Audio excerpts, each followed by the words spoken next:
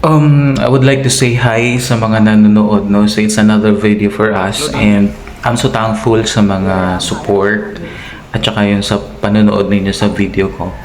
So actually kasi i-share ko lang sa inyo na most likely nandito lang talaga ako magpasko sa Maynila, which is malayo siya sa pamilya ko, 'di ba?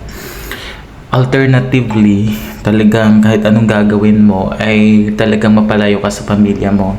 Kasi ako nasanay na ako na malayo sa pamilya ko. Way back 2014, I've been working in Cebu. Then, bumalik ako sa amin.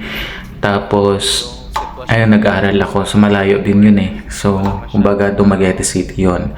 Tapos, nung after nun, pumunta na ako ng Maynila. So, parang sanay na ako na malayo sa pamilya. So, sanay na ako na talagang wala ako sa piling nila.